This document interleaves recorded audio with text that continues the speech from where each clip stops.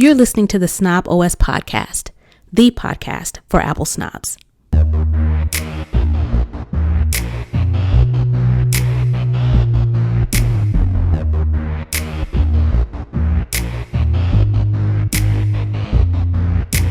Hey, this is Nica Montford, aka Tech Savvy Diva.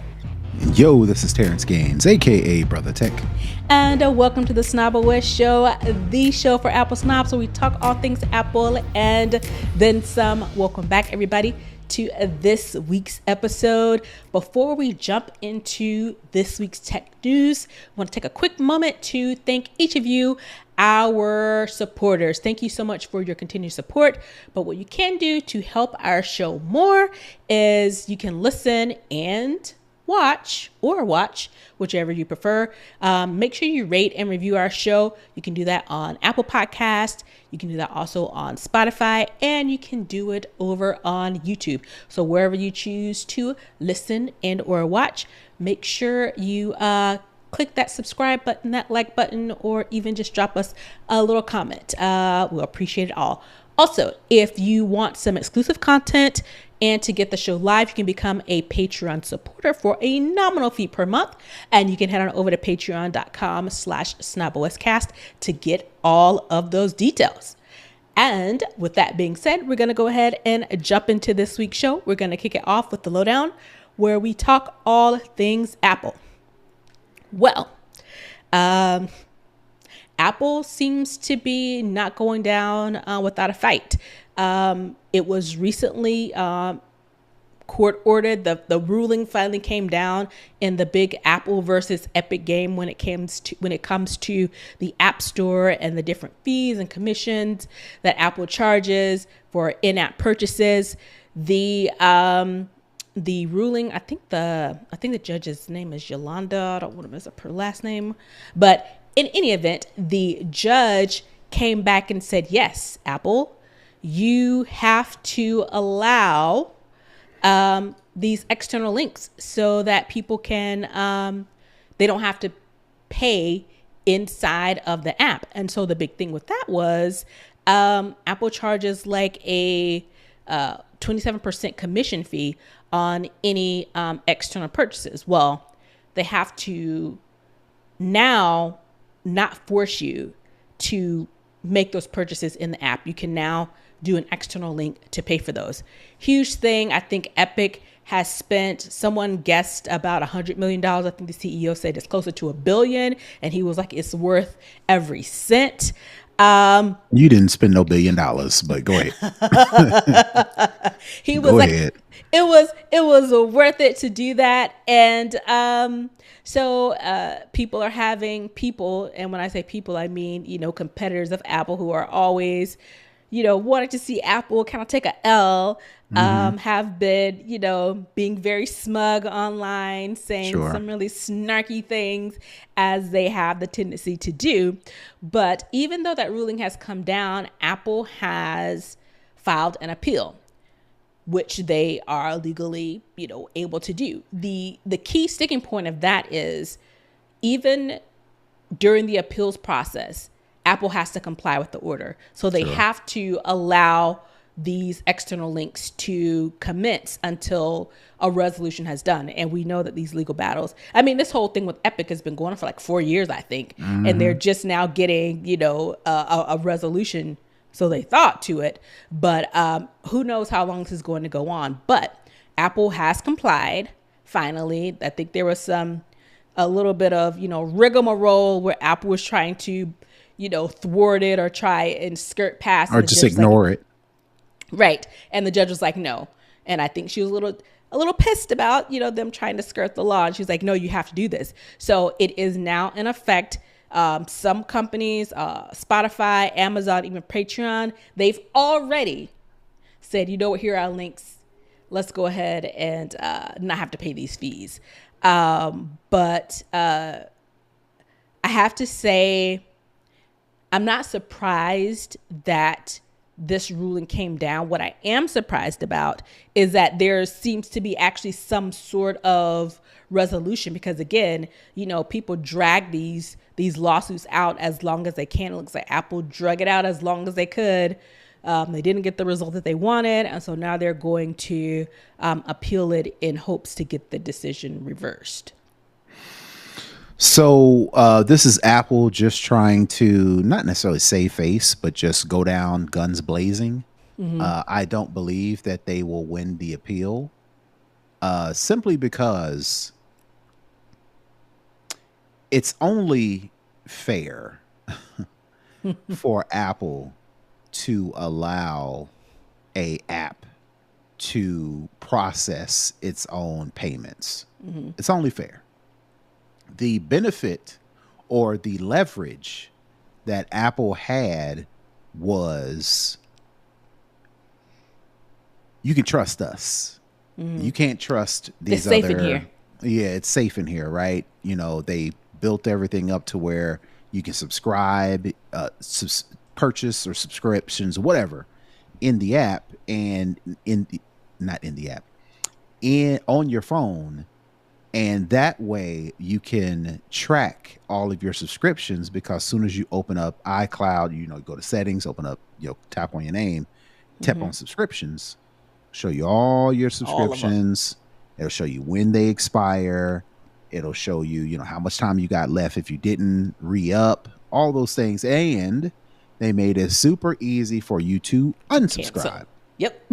I think what Apple didn't do, what they could have done better is really push that aspect of users subscribing in the app.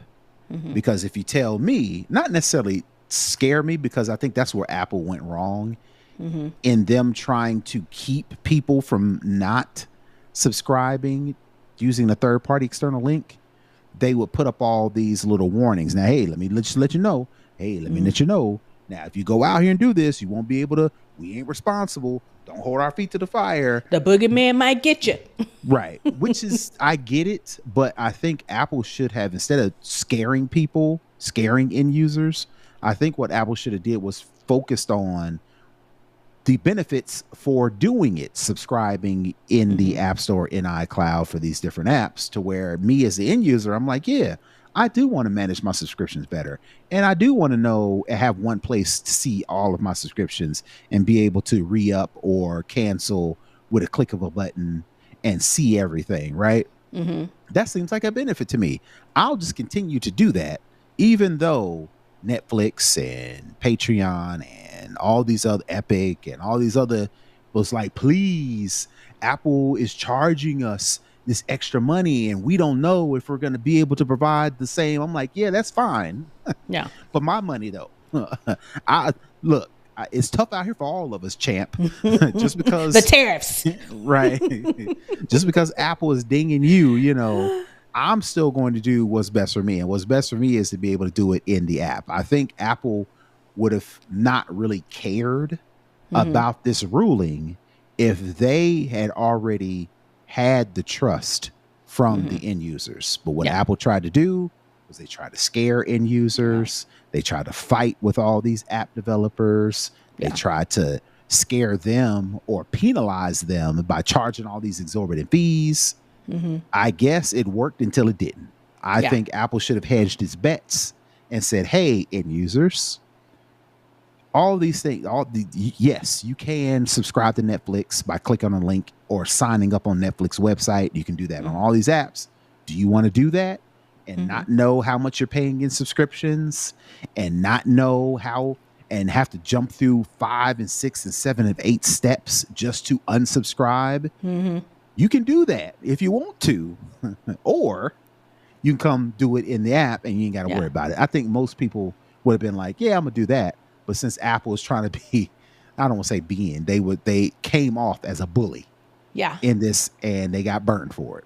Yeah. And I think the other thing, like you mentioned, instead of, being on the negative side, be on the positive side of it, basically this external app, link benefits the company, because how many times have we seen you have all these subscriptions? It's not going to get cheaper. It's dinging you every month, and you don't even use them. It's like, why am I getting dinged this? Where do I unsubscribe? I got to go and find the link. Where is this? Instead of them saying, like you said, all of your things are in here. You don't have to go and chase down, how to unsubscribe. You could do it in one click.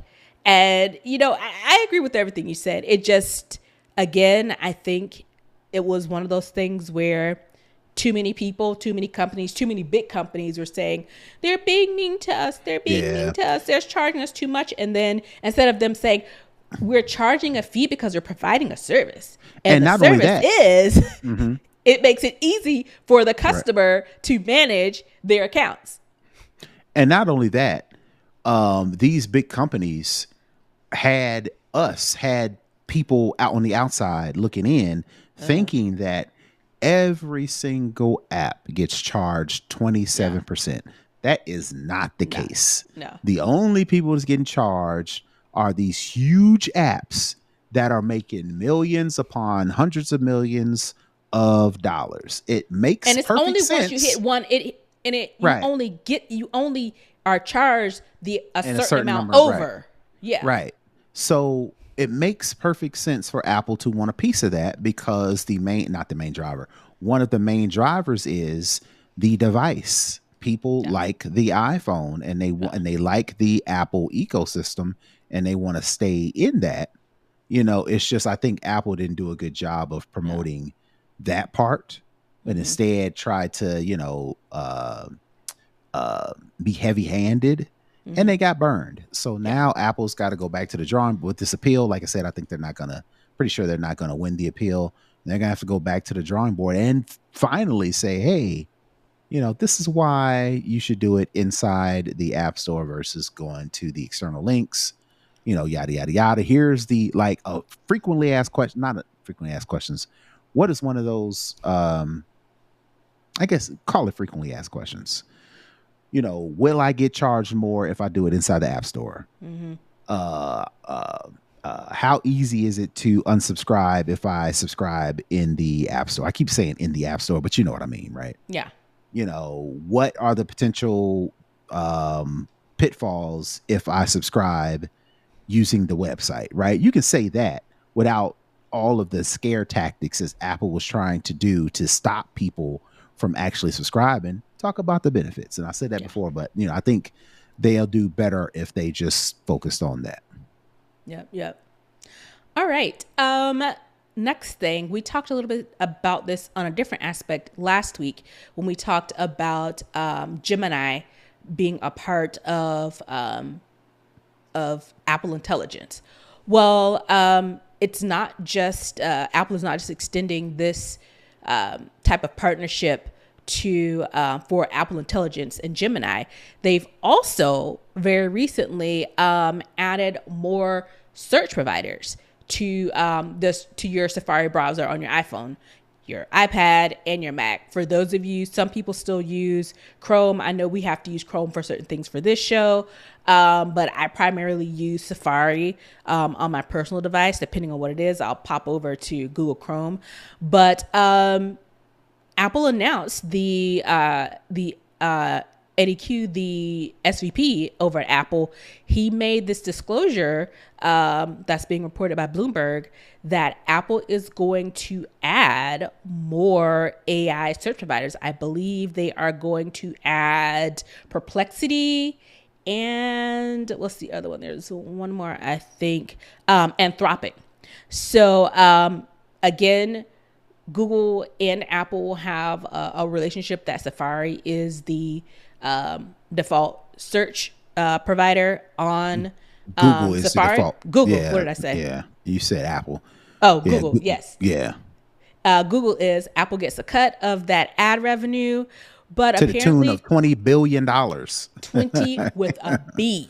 Right. But apparently it's a little bit of a decline from Google than they're used to seeing. And, you chalk that up to, competition is good for the consumer. There are more search providers out there that are providing, good results on the search people, and people are, branching out to try some of these others. So it won't be the default because currently Google is the default, but the fact that Apple is even willing to open this up to third party. Well, I won't say third party, all of them are third party, but additional search providers. I think that, to me, that marks a significant departure for Apple as it relates to their relationship with Google when it comes to who's going to kind of run the roost when it comes to search browsers. Yeah, I think Apple is starting to see that their relationship with Google and Safari is about to come to an end because of all the AI stuff. Mm-hmm. You mentioned that Google searches in Safari declined in April, and the story alludes to the fact that people are using AI for everything. Mm-hmm. So it makes sense for Apple to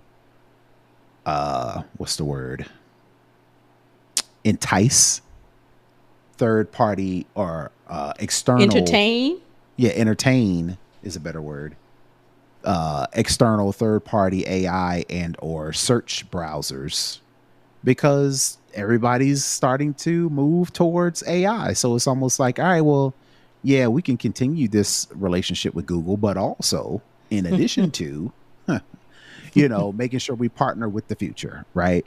Right. I mentioned the deal that Google currently has with Apple, that Apple takes revenue, a percentage of a revenue from all of the ad revenue that Google makes from Google, which being Google's the default, the default, right? To the tune, like I mentioned, $20 billion. I think additionally, Apple also sees that deal may get blown up because of Google's antitrust case. And one of the main tenets of Google's antitrust cases is Exhibit A. Google is the default browser on all of Apple's Safari on all of Apple's devices. That's proof positive that Google has this big monopoly that nobody can crack because they've got this deal. I think Apple kind of reading the tea leaves and saying, hey, man, we're going to try to salvage this $20 billion. But if we can't, we got to have some backup. Exactly. We need a plan B. So Apple we don't know if Apple will try to make that same $20 billion deal with Anthropic and some of these other ones, but I'm pretty sure it may not be 20 billion, but I'm pretty sure Apple's going to be like, hey, if y'all want to get on our platform, y'all going to have to come up you're going to have to cough it up. 20 billion is better than no billion if this legal challenge actually does take root and they have to break this thing up. It's like, oof, we got to have multiple streams of income. Apple's like, we are not above making sure we have money coming in case one thing over here kind of stops. So I think this is, truly where they're trying to go, because I think if Apple knows better than anybody how these lawsuits can come in and kind of wreck shop, they're like, let's kind of future-proof this to make sure we're not losing out on none of these billions, because we need our money. The last thing in the lowdown, I know that you are a smart home person. You have a lot of smart home devices in your home. And there has been an update to Matter 1.4.1, and it's basically making it easier for you to connect your devices to your home. So what they're doing is making it so that you can basically kind of tap to pair using NFC technology, and it allows this kind of single tap with HomeKit to go ahead and connect your devices. Also having a multi-device QR code, which basically means that you don't have to set up each individual item, which I'm sure has to be nuts I can only imagine people who really like have all these light bulbs in their house, or all these things, they have to go in and pair each individual one. This new multi-device QR code allows you to connect multiple devices at one scan and not individually. So it looks like this process is going to streamline and make things a lot easier for people who are who are using HomeKit to connect their devices to their home. Right. So when HomeKit first came out, there was no standardization. Every company decided how they wanted to do it, if they wanted to do it at all. Right. Mm-hmm. HomeKit was very security focused, and you had to jump through a lot of hoops, and a lot of companies just didn't want to do it, which is why at the beginning of HomeKit coming out, there was very little functionality for third-party devices. A lot of the devices I had were not compatible with HomeKit, and you had to wait around and cross your fingers if they were eventually going to get HomeKit, and if they were going to upgrade their technology. Because like you mentioned, one of the hardest things about setting up a device in HomeKit is setting up a device in HomeKit, right? You had to, even now, like if I just try to switch something, I have to like play with it for like 10-20 minutes. Gotta finesse it a little bit for it to finally just wake up and show up on HomeKit. What Right. Matter does is standardizes everything to where if you as a brand make your devices Matter compatible, you don't have to jump through a bunch of hoops with HomeKit to get approved by Apple. And the main thing, like you mentioned, it makes it easier because brands don't have to spend so much time and invest so much resources into getting HomeKit compatible. All they got to do is check the boxes to be Matter compatible, and then you're already compatible with HomeKit, Google Nest, Amazon, Smart Things, Samsung, Samsung Smart Things, all those different, hubs, right? So, yeah, I mean, I agree with I'm with it 100%. I have slowed down my HomeKit adoption. One, because when I set it up under a separate Apple ID, and I don't have any more devices that are linked to that Apple ID. So in order for me to switch from that Apple ID that I set everything up to my own Apple ID that I can then share the HomeKit access to the family, I've got to reset everything up. Oh. And I do not want to do it because as hard as it was to get this stuff set up first time, I do not look forward to undoing it and having to redo it back. So I may just leave it or buy some Matter compatible devices, because all the devices I have in my house right now are not Matter compatible. I set all this stuff up prior to that. So I'm like, I don't know what to do. Should I painstakingly undo all this stuff and redo it all back, or do I just chuck it and slowly but surely and start from scratch and replace the stuff that wasn't HomeKit compatible? I mean, wasn't Matter compatible with Matter compatible devices, because the main thing is it's easier to set that stuff up, and I may just go that route because it's easier, even though it's going to cost a little bit more money. Yeah. Yeah.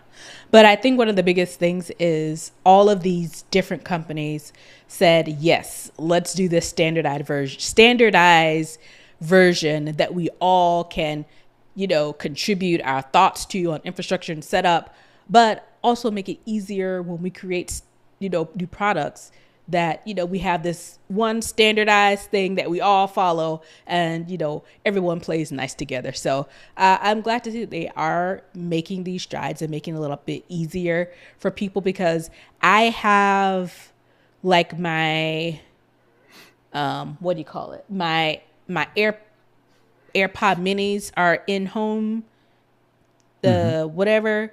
And then I have Samsung TVs that are in Smart Things. And then I got like a new washer dryer like this past summer, and they're Samsung, so they're in Smart Things too. So it's like even my little bit of home smart home things don't really talk to each other. They don't really talk to each other. And, even you can't buy anything now that doesn't connect to Wi-Fi. And so I'm just like, I didn't sign up for this. I just need to be able to wash and dry some clothes. But when you go and look, it's like everything, it's all the same. So I was just like, fine, I'll do the Samsung because I already have smart things for like TVs and stuff. So we'll just keep with that. So I kind of like segment out my things into like these little groups of things that kind of talk together and, which is inconvenient because even the whole sell with HomeKit was you got all these different devices, all these different companies. As long as it's HomeKit compatible, you can open up the Home app and everything is in there. That's great when it works. When it works. And I knew I wasn't going to try it. I was like, I have a hard enough time with these HomePod minis and they are Apple products. So God knows what it looks like trying to connect something else. I was like, you know what? I'm going to save myself the heartache and just use what I got. I was trying to get out of using all these different apps for different things. And even though I got HomeKit, I still use the Ecobee app for the thermostat. I still use the August app for the doors. I still use Lutron app for the lights. Very rarely do I go into the Home app to do anything because it's a crapshoot even still. And again, that's my fault because I'm an early adopter and I got burned by using HomeKit as an early adopter. So now I have this cross fork in the road. Which way do I go? Do I reset everything up the old school way or do I just adopt all the new stuff? Yeah. Crazy times, man. Trying to be technological savvy and hip to the game. And it's just like, oh, so much heartache, so much effort. Yeah, but home automation should have been standardized a long time ago. Yeah. But people don't have that foresight. It's just like, it's a rush to be first and to get it done. So, and to try to get everybody in their own ecosystem. Yep. Samsung wants everybody in SmartThings. Amazon wants everybody to use the Echo stuff. Google wants everybody to use the Nest stuff. Yeah. Apple wants everybody to use the app, the HomeKit stuff. Everybody wants to be in their little buckets and their little silos, which causes mad confusion for end users. Because like I said, I wanted to use one app to control my home. I can't do that because the stuff don't be working. Don't be working. All right, that is going to wrap up the lowdown. Let's head on over to Second String where we talk all of the tech. And 2020, when the world basically shut down and people still had to work, they still had things to do. Online collaboration, video chatting, phone collaboration. It was, hey, we got to do this because there's no other way. The easiest, already widely adopted and used, Skype. They fumbled it. They fumbled it to Zoom. And I say all this to say is on Monday, Cinco de Mayo, Skype officially went offline. Microsoft finally took it down. Again, Skype launched in 2003. So that lets you know they had pretty much 20-year head start on everybody else for this online communication. I don't know how many calls I've taken on Skype, how many video things that I've done and filmed and recorded on Skype. That was like the big thing. That was like everybody knew Skype. And everybody knew what it was for. But they had over, 300 million users. So they had the technology already in place. They had the customer base. And it was like, we're not gonna, take advantage of this huge head start that we have. And so now it's officially, like I said, offline. Microsoft itself is directing people to use Teams and to migrate their chats and their contacts over to that. They're saying they're making it seamless and easy. But who really wants to use Teams? I know a lot of corporate people do, because they're already have a Microsoft license for other products, and it's just like, well, we'll just use Teams because we're already using everything else. And that's your alternative now. If you were on Skype and you had contacts and you had chats you want to keep, you have to now migrate them over to Microsoft Teams. So the problem, we talked about this earlier this week on the Tech John. Best go check it out if you techjohn.com, shameless plug. We talked about this earlier this week, and one of the hosts, Rob Dunwood, he's a Microsoft guy. He's been with Microsoft for a while. So he was able to enlighten on what the problems that face Skype. And basically what he said was Skype was a full-blown piece of software that you had to download in order to use. And you're thinking to yourself, isn't all applications software that you have to download and use? Yes, but the reason why Skype lost to Zoom during the pandemic was because if me and Nica want to talk over Skype, I have to have Skype downloaded on my computer or on my phone or on my tablet. Nica has to have Skype downloaded on her devices. She has to sign in, create an account, and we have to be friends. She's got to send an invite. I've got to accept it. And then that's how we can talk on Teams. With Skype. With Zoom, all you need is a link. If I create a meeting, copy and paste the link and send it to Nica, all Nica got to do is click on the link. It'll open up in Zoom on the browser, or I can choose to download the Zoom app. Okay. I ain't got to create no account. I ain't got to have no license. I ain't got to do all the things you had to do with Skype. All I needed to do is click on the link. Boom, I was in the call. That is so much smoother, so much seamless than making sure Nica downloads Skype. Make sure she creates an account. Make sure we're friends on Skype, right? So I think he surmises that's why Skype lost to Zoom in the pandemic, because it was too much hassle. When people who are not already tech savvy, we're talking about kids in school, because during the pandemic, nobody could go to school, but they had to go to school. Right. Kids don't know nothing about downloading, installing, setting up. Parents ain't got time to do all that. Send out a link and click on the link, and my kindergartner at the time could go to school by just clicking on a link on it. I prop his tablet up, click the link from the teacher. He's in the class. I ain't got to do all that stuff that you had to do with Skype. Do you think that Microsoft couldn't have pivoted to that? They pivoted to Teams.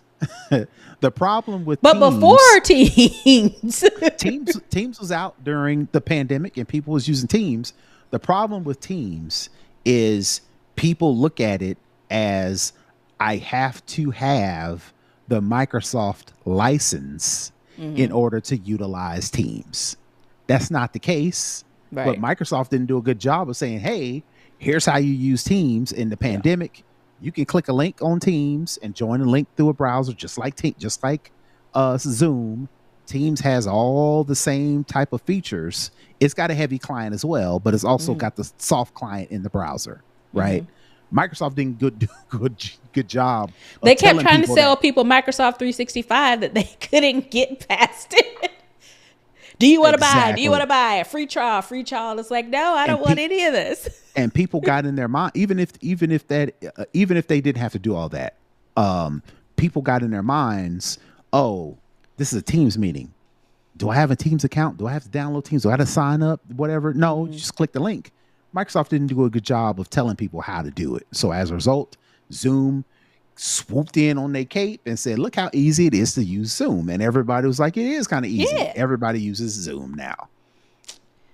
But a 20-year head start. Jesus, you followed it. We used Skype when we first started the show. We had to call each other on Skype in order to start the recording. And then when all these competitors came out for streaming, because everybody was Zooming, everybody was streaming during the pandemic. And the companies that made it easy to do it is where everybody went. Microsoft was not easy.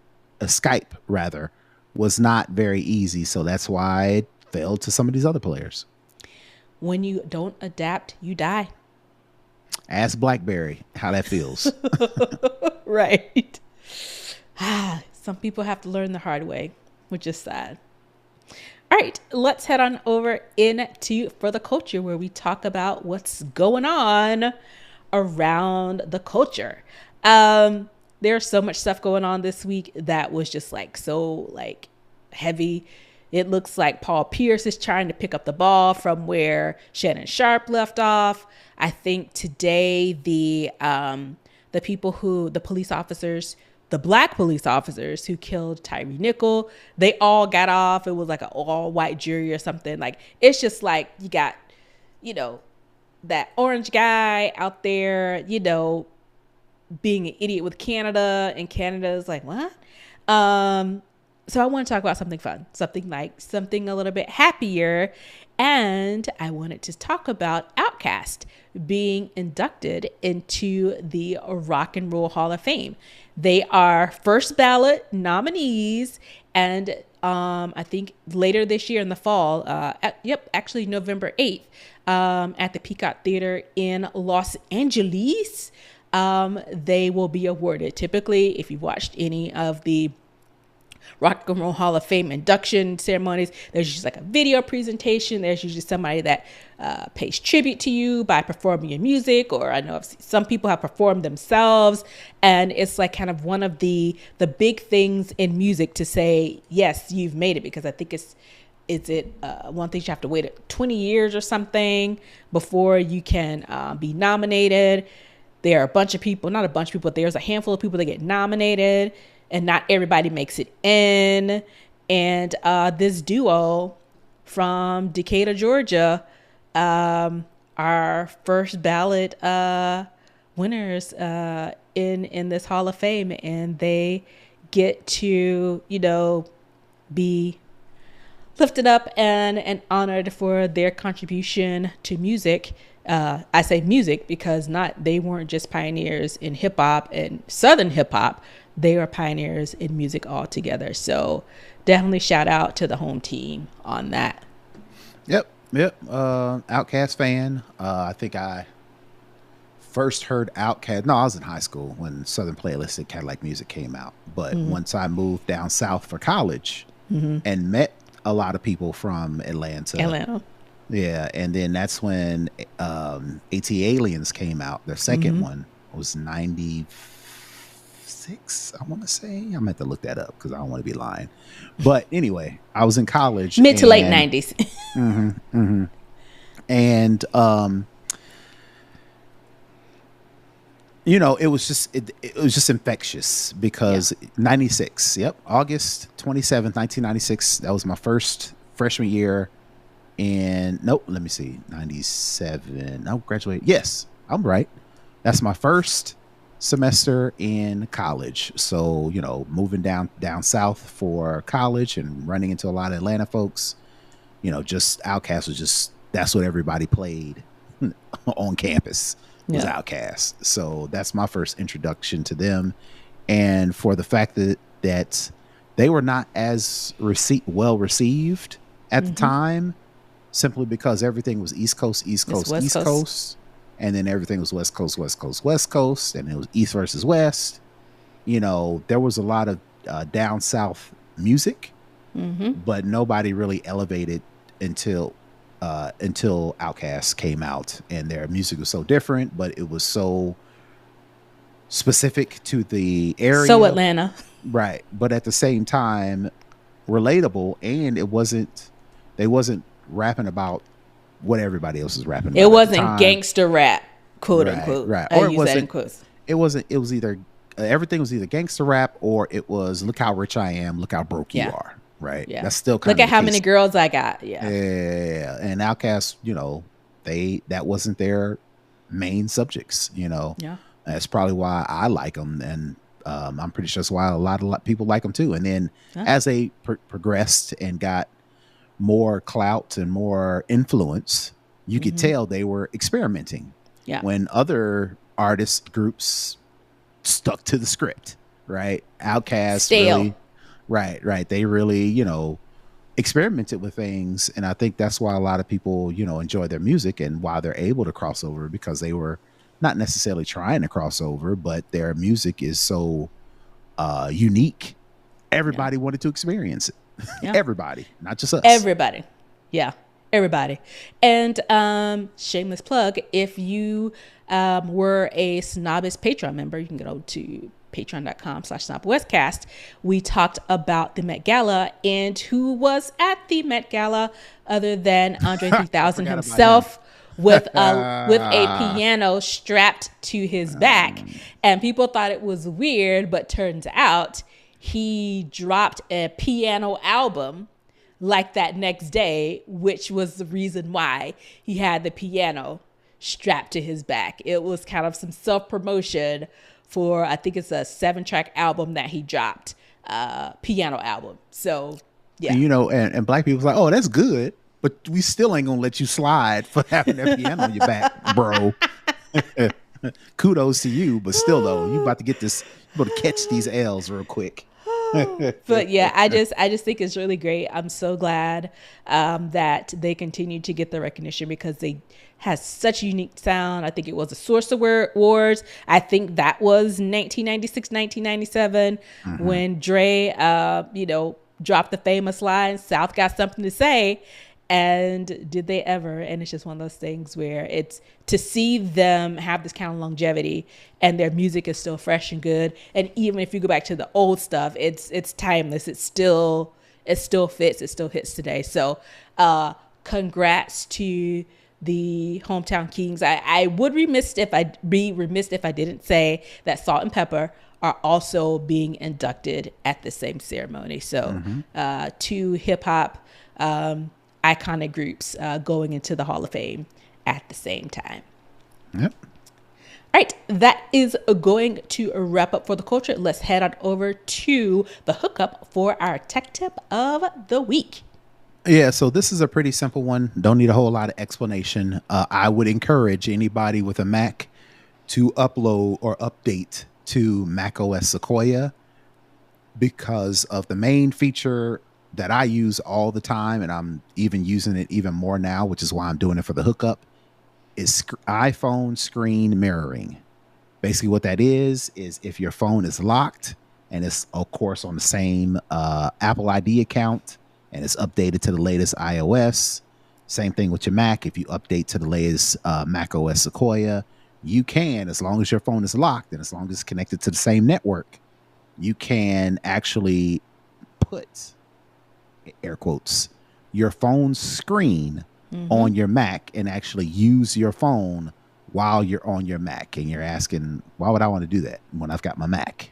Well, in addition to screen mirroring, you can also get notifications from your phone on your Mac. So there are some apps that you don't have installed on your Mac, but with screen mirroring turned on and a couple other features turned on, those notifications, like WhatsApp, for example, WhatsApp doesn't have a legit desktop Mac client, but if you've got it connected via your phone and screen mirroring, you can get WhatsApp notifications on your Mac. I think you can even reply in certain instances. I'm not sure about that. But the main thing you would use screen mirroring for, like for instance, drag and drop. Like for the show, our personal experience, we use certain clips, we use certain pictures to create the show. Anytime I have to then, like if I've made a clip for the video that goes on social media, I have to either put it in cloud drive, like either Dropbox or Google or iCloud, or I have to airdrop the video from my Mac that I edited the video on to my iPhone via airdrop. Well, with screen mirroring, all I got to do is start screen mirroring and literally drag the video from the Finder over to my phone that I've got screen mirroring turned on, and it drops it right in the Photos album. I don't have to airdrop. I don't have to go find my phone. If my phone is in my pocket or the phone's in another room and I want to utilize an app on my Mac, I don't have to get up and go find my phone and unlock it. I can turn on screen mirroring, and again, as long as the phone is same Apple ID, iCloud account, and the same network, I can use my phone on my Mac. So that is my tip for the week. You have to be on the latest iOS. You have to be on the latest macOS Sequoia. But if you do that, I strongly urge you to try out iPhone screen mirroring on your Mac. I use it all the time. It's great. And it's kind of like a floating dock. So it doesn't kind of like go behind anything. It just kind of sits up there. It just kind of hovers. So yeah, it's great. I remember when it was first announced, I was like, ooh, I think I'm going to like this. And it was one of the things that I was looking forward to when the new iOS dropped. So yes, get into it. I believe that is going to wrap up this week's show. Brother Tech, where can the people find you? Sure, you can find me all over the internet at Brother Tech. That's BROTHATECH. And you can find me at Tech Savvy Diva all over the interwebs. Thanks, everybody, for tuning in and allowing us to bring you the show. If you want to connect with not only us, but the show as well, if you want to email, if you want to share, support the show, head on over to snobwestcast.com to get all those details. Don't forget to head on over to Apple Podcasts, Spotify, and YouTube to watch and or listen, and also to like and review and leave us a comment. We would love to hear from you. And with that being said, we're going to wrap it up for this week, and we'll see you guys next week. Peace. Bye, everybody.